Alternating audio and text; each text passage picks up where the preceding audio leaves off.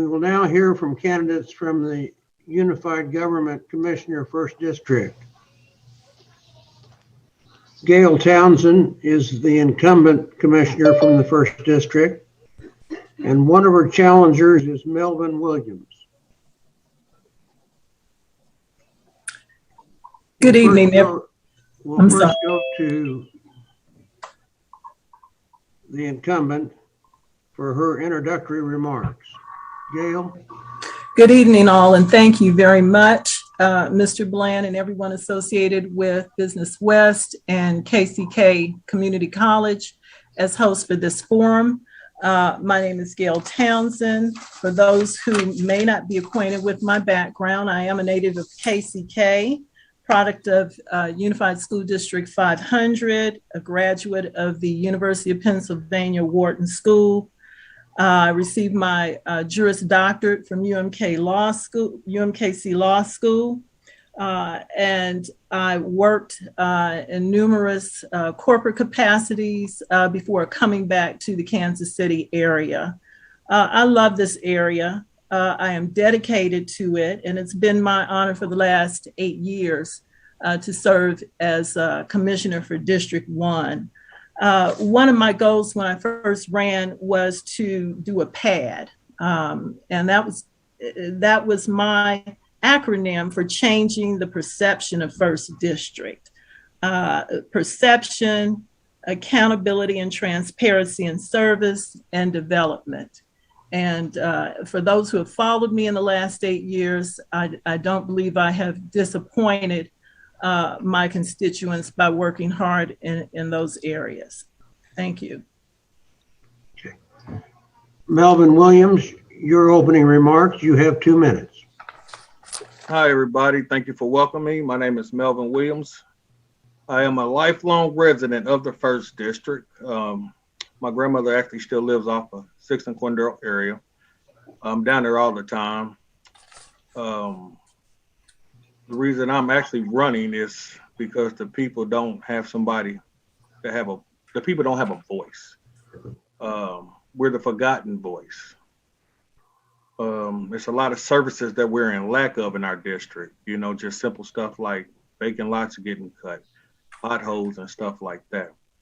So what I'm looking for is to be not a leader, because everybody in my community is a leader and can be leaders.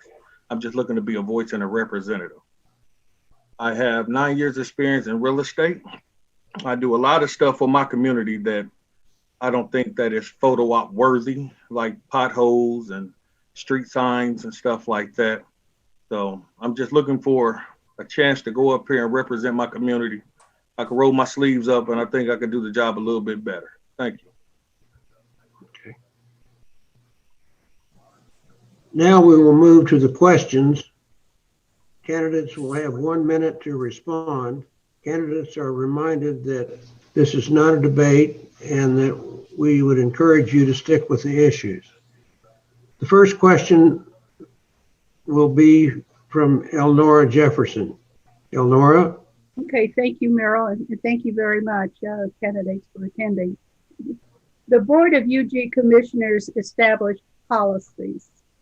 Staff is an integrated element in policy setting, yet we have a representative government. Our country is founded on a representative democracy. Does this mean that tax-paying citizens should have the right to help set policy? Why or why not? Thank you. We'll go to Melvin Williams for the first answer. Melvin? Repeat that, please. Sure. The Board of UG Commissioners established policies. Staff is an integrated element in this policy setting. Yet we have a representative government. In fact, we have a representative democracy. Does this mean that tax-paying citizens should have the right to help set policy? Why or why not? Yes, I do think that taxpaying citizens do have the right to help set policy. For the simple fact, we elect people like Commissioner Townsend here and Commissioner Burrows here, right, to be our voice and representative up there. We, as the people of the community, have needs and wants. So my thing is that they should come ask us first, what is it that we want to do with our district and our community, then go be our voice and representative up on a platform. Okay. Commissioner Townsend, your response. Well, I think Ms. Jefferson's question gets to the heart of representation. And because the people do represent elected officials, they are, in effect, helping set policy. I agree that it is important to know what your constituents feel and want, and we live here. I live here. I'm right in the heart of the Northeast End, although 1st District is much broader than just the Northeast End. And each of us, each commissioner, according to the last census, represents about 19,000 people each, give or take a few. It's impossible to have necessarily consensus of 19,000 people. You get different responses, but we try to do the best we can. So I believe in representative government, and through the elected officials, citizens do have a representative voice. But what I would encourage them to do is to speak out more to the elected officials. Don't want to feel like, I'm at odds with constituents, but there are so many. You're going to hear a diverse response to a lot of different questions. And I believe I've done the best I can when called upon to make policy and to make decisions in behalf of my constituents, to bring forward what's going to help them the most overall for all of the constituents, even though each one individually may not agree. Okay, thank you. Mary Rupert, your question. Thank you. What are your top priorities in spending the $87 million the UG is receiving in federal funds? Commissioner Townsend, your response. Thank you for that question. Actually, I'm in the process of asking that of community leaders, and I encourage anyone who's listening to participate in the public hearing that's going to be held by the Board of Commissioners this coming Thursday. From my initial perusal of what's available, and talking to other people in the community about the needs, I want to see money put toward housing, bills. There were a lot of people who were displaced from their jobs, their homes, ways to have funds come in, food, the very primary things. Also, infrastructure. Wyandotte County is in a situation where our infrastructure for years has been in need of upgrade. And those are two things that are key for me. There will be others, and by Thursday, I'll have a lot more, I'm sure. But those are some basic things that people need. You need food, clothing, shelter. So this funding that's available will have provision for that. And I will also, again, be in favor of infrastructure improvement, because regardless of what district you live in, you use the streets. All of us use the streets. You use the highways, the sidewalks. That transcends one district. Melvin Williams, your response. I understand why that county is in not a lot of need of a lot of stuff, but our 1st District is in need of everything. So me personally, I would take the money and put it back into Parkwood Pool. I would upgrade the system there. Then I will update it. Second of all, I will reach out to community leaders and see where it's best fit that we can use that money within each community. Third,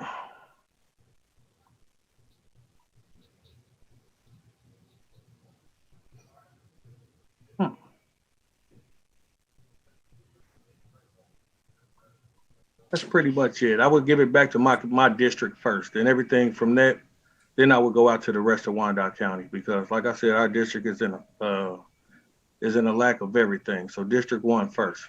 Thanks. Thank you. Okay. JD Rios, your next question. All right. Well, good afternoon, candidates. My question is, should a reduction of the pilot be given priority over property tax relief? Why or why not? Okay. Your response, Melvin Williams. Are you familiar with the pilot? I know it's payment in lieu of taxes, and every time Correct. I ask a question about it, I get the runarounds on it. So Okay. at this time, I'm gonna tell you, I don't have an answer for that. Let me research it, and I'll get back with you. Okay. Your response about the pilot, Commissioner. Thank you. Good afternoon, Mr. Rios. Would you just repeat the full question again, please? Okay, I certainly will. My question is, should a reduction of the pilot be given priority over property tax relief? Why or why not? I'm not sure that it should be given priority. What people may not understand is that for each, say, meal reduction of the pilot, you're talking about $1 million each. And there are a lot of needs, not only in District 1, but across unified government in Wyandotte County. As a commissioner, I'm happy to say that setting the mill rate has always been a priority. And for the time that I've been in, not only has it been held steady, but it has been reduced at least twice. And what a lot of people may not understand is that is the factor by which property tax assessments are multiplied. And that's what comes up with your taxes. But as a commissioner, I have been in favor of and voted for holding the tax rate, the mill levy steady, and not increasing taxes that way, even though the check our citizens' right may increase. So while it may be the popular approach to say, let's reduce this, let's reduce that, as people ask for more services, I've just talked about infrastructure, and there's so many others. We have to be responsible and look at what the needs are and what are our constituents asking to do. So I don't know that one is more urgent than the other, because the net effect, when you look at it, is to reduce the budget if possible. Thank you. Now we'll go to Elnora Jefferson for the next question. Elnora?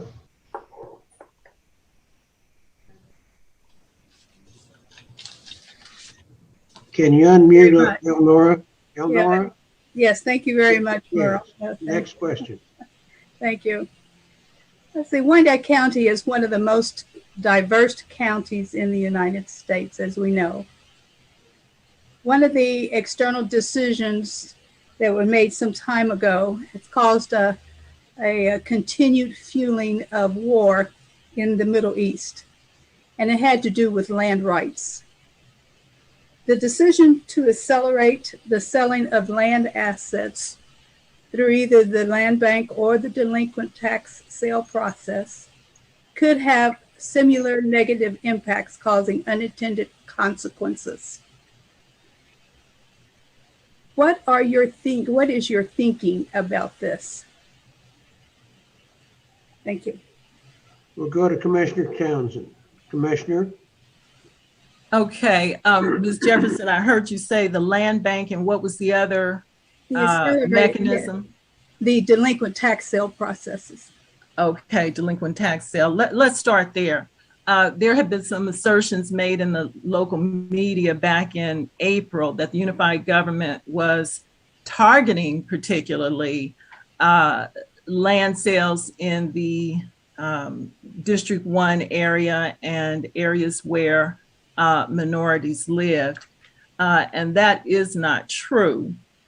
What you may see, because there are more vacant properties and more family members from back in the day who've moved out, and no provision may have been made with what to do with the land, you see more of those properties in that area falling into arrears.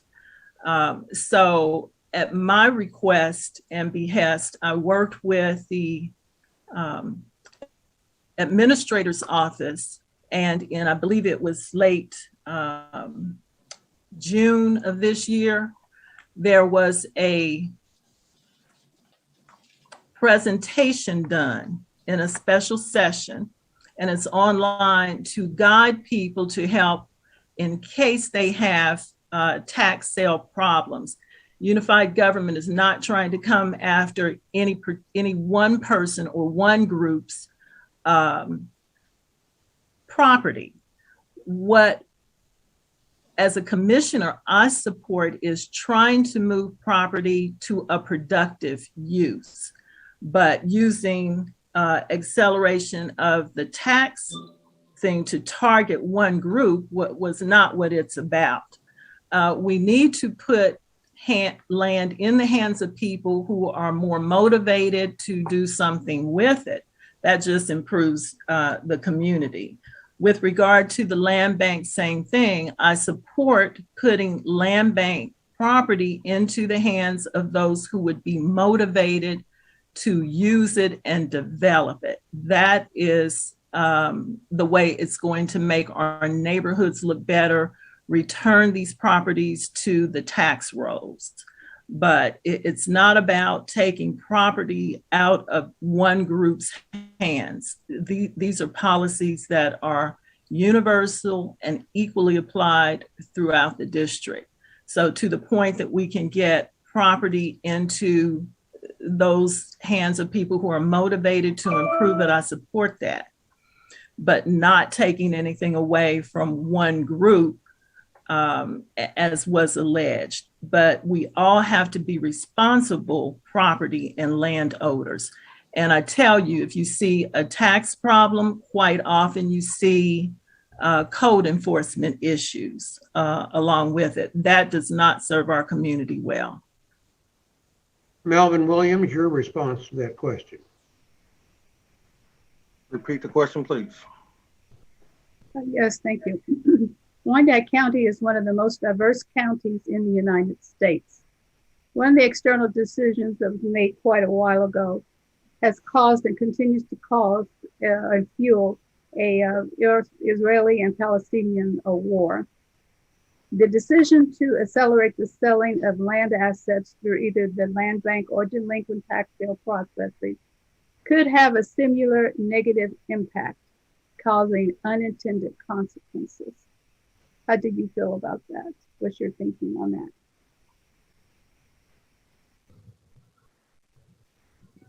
Me personally, as somebody who sells real estate for a living, the way I see it is, like Ms.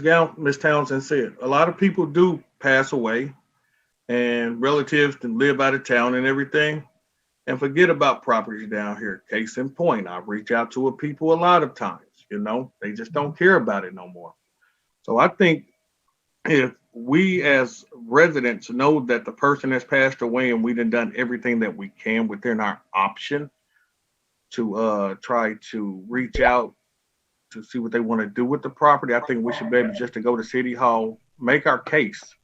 Hey, Mr. or Mrs. So-and-so then passed away. I tried reaching out to kids or family members. They don't want the property no more. Can we acquire that property, right? That way we don't have this race war or whatever, because it's really not no Latinos against blacks or nothing like that. We're all just one big community trying to make Wyandotte County better for everybody else. Land bank wise, Wyandotte County, and I always say this, Wyandotte County residents should have first top priority to our own properties. You know, instead of letting people from out of town come in here taking over who ain't spending money here except for at Lowe's or on the labor. I want to put money back into our community, you know, bring our own revenues back instead of somebody coming in here, fixing up the property and going back to California and spending the money back in their community. I hope I answered the question for you. Yes, I think that was a good answer. Now we'll move to closing remarks. You will have 1 minute, and we will start with Melvin Williams. Melvin? Thank you. First of all, thank you for having me. I'm not a politician. I'm just a fed up, concerned citizen, just like everybody else on this forum is. You know, I'm from District 1, like I said. I feel like what happened was they built out west first, but it should have been the opposite way around, when they should have started at Fifth Street and worked their way out. We spend all our tax dollars, but what do we get for it? Nothing. Our money gets sent out the highway and dropped off at the Legends. We have a lot of vacant lots out here. While they're building up out there, they're tearing up down here. I go door to door all the time, and everybody asks me, who's our current commissioner? And I have to tell them, you know, it is nothing good that they say about it. I'm the one through my neighborhoods making sure that these lots get cut. I'm the ones in the neighborhoods making sure that don't nobody get killed in traffic by putting up signs, no parking from here to corner. I'm the one in the neighborhood making sure our potholes are filled in. I'm the ones taking all the concerns and hearing all the concerns from our citizens and trying to do something. I don't have a platform, you know, where I'm sitting up here with other commissioners and can get everything done. I'm just one man out here.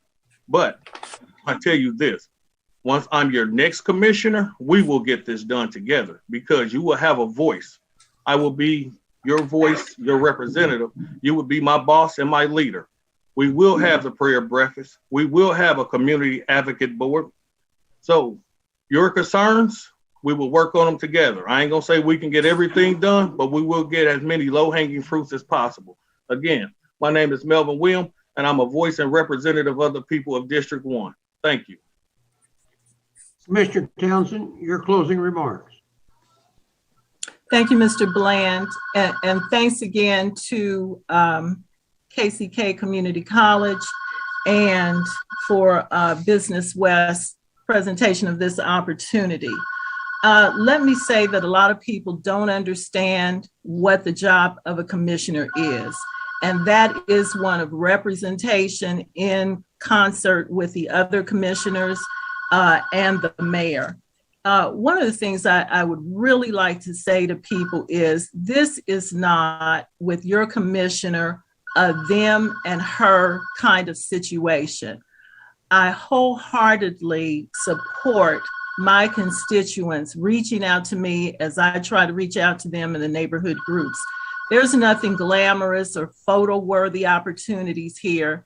If you would spend my days and nights going out to people fixing potholes, which you just had fixed off of 5th and Quindaro, you could appreciate that there's nothing glamorous about this, but it's work, responding to people's needs and concerns about everything from COVID funding resources to how do I get my kids in school, how do I get lifeguards at the swimming pool? Let me take a minute to talk about that, because there are so many things that as a commissioner I've done that you don't see, and it goes to planning, it goes to leadership. The Northeast Master Plan. In December of 2019, I was meeting with the then school district superintendent, his number 2, and the chief financial officer to talk about the condition of our pools in USD 500 and staffing so that you could have lifeguards that summer. And then COVID showed up, and we've had a change of leadership at USD 500. Making sure that our constituents get the best for them is a collaborative effort, not them or me, us or them. And I have provided leadership in these past 8 years Representing District 1, I would dare say representing any district is not a sprint job. It is a marathon. And I've been in it and here for the long haul. So I would encourage constituents not to wait and sit back, but to be participatory. And I thank you for the opportunity to serve you in the past few years. Let me just give you a reminder of what I have done. I have spoken out against crime. The budget is everything. So I've been in support for funding for minority and women-owned small business, for improvements to District 1 parks and recs, for improvement to code enforcement compliance. That's what we need more money for in the budget. I'm in support of and have supported continued funding for emergency home repairs. So when your aunt, your grandmother needs a new roof or a handicap access ramp, that's been there.